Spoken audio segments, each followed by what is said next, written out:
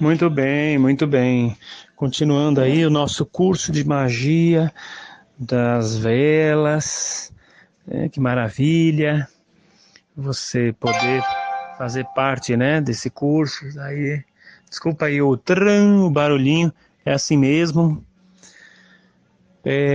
Eu quero falar com vocês agora sobre uma coisa interessante, mediunidade. Lógico que não vou falar tudo sobre mediunidade, vou citar aqui um trecho do capítulo 24 do livro Evangelho segundo o Espiritismo. Vamos dar um pulo lá no item 11, que diz assim: não são os que gozam saúde que precisam de médico. O comecinho do item 11 está falando de Mateus capítulo 9, versículo 10 ao 12, onde questionaram por que Jesus almoçava com publicanos e pecadores. Aí o Kardec, no item 12, ele faz o seguinte comentário no segundo parágrafo, quando ele diz assim, que às vezes admira-se que a mediunidade seja concedida a pessoas indignas e por isso mesmo capazes de empregar em mal. Costuma-se dizer, que uma faculdade tão preciosa deveria ser atributo exclusivo de pessoas de maior merecimento. E aqui na sequência ele fala uma coisa maravilhosa, né? Digamos de início que a mediunidade é inerente a uma condição orgânica, de que todos podem ser dotados, como a de ver, ouvir e falar. Não há nenhuma de que o homem, em consequência de seu livre-arbítrio, não possa abusar. Ora, se Deus não tivesse concedido a palavra, por exemplo, senão aos que são incapazes de dizer coisas más, haveria mais mudos do que falantes. Então, veja bem, o que o Allan Kardec coloca aqui é o seguinte: primeiro, quando ele fala que a mediunidade é orgânica, ele não está falando que a mediunidade está relativa ao corpo físico, que muitos kardecistas fazem uma grande confusão, né? Depois que o kardecismo chegou aqui no Brasil e transformaram ele numa seita religiosa, coisa que o Allan Kardec nunca criou, Allan Kardec criou uma doutrina filosófica e científica. Aqui no Brasil virou religião e virou seita. E onde tem religião e seita, tem fanatismo, e a emoção fala mais alto que a razão. A emoção falando mais alto que a razão, a pessoa começa a interpretar as coisas tudo errado, como certas pessoas fazem com a Bíblia por aí, certas seitas fanáticas, né, que levam o Evangelho e o Velho Testamento ao pé da letra, fazendo muitas pessoas entrarem dentro de ônibus e ficar fazendo pregação iguais loucos, em praças públicas e onde quer que achem que tem o direito de atormentar a paz das pessoas com aquela gritaria bíblica. Então, quando a emoção supera a razão, as pessoas fazem isso aí.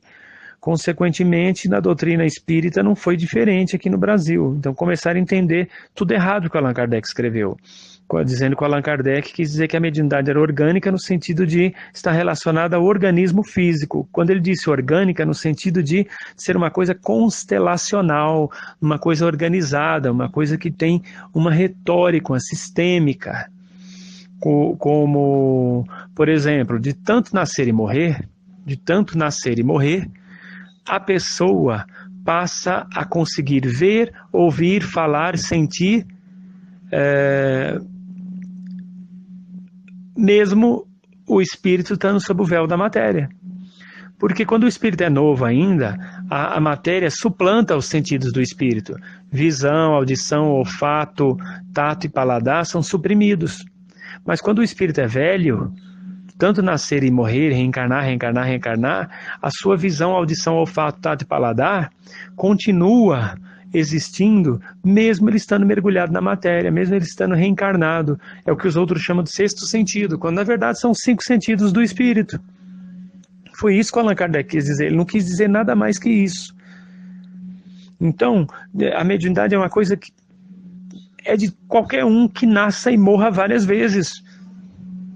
Sabe, tipo assim, 70 vezes, já, disso para lá, aí já começa a vir como médium. Primeiro vem como um médiozinho, depois um médio mais ou menos, depois vai desenvolvendo, aí vem como um medião, que é um médio grande, um super médium, como o Chico Xavier e outros, né? E assim vai, né?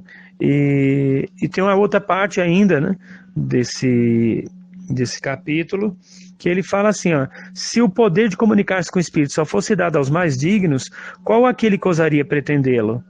E onde estaria o limite da dignidade e da indignidade? A mediunidade é dada sem distinção a fim de que os espíritos possam levar a luz a todas as camadas e todas as classes da sociedade, ao pobre como ao rico, aos virtuosos para os fortalecer no bem, mas aos viciosos para os corrigir. Esses últimos não são os doentes de que precisam de médico, como cita no trecho bíblico, né? E lá no final ele diz assim, a mediunidade não implica necessariamente as relações habituais com os espíritos superiores. É simplesmente uma aptidão para servir de instrumento mais ou menos dócil aos espíritos em geral. O bom médium não é, portanto, aquele que tem facilidade de comunicação, mas o que é simpático aos bons espíritos e só por eles é assistido. Aí que ele define o bom médium, é aquele que trabalha com bons espíritos, e não aquele que faz cair estrelas do céu. Esse cara, ele é um médium, ele é um grande paranormal, mas médium bom, segundo Kardec, é aquele que faz o bem atraindo espíritos do bem. Ele classifica assim, na visão dele. Porque todo mundo, gente, se for levar o pé da letra, é médium. A palavra médium quer dizer intermediário. Você está fazendo o curso Magia das Velas, você está sendo um intermediário dos seres espirituais. Só em fazer esse curso você já está sendo um médium da magia. Você entendeu a lógica da coisa? É isso.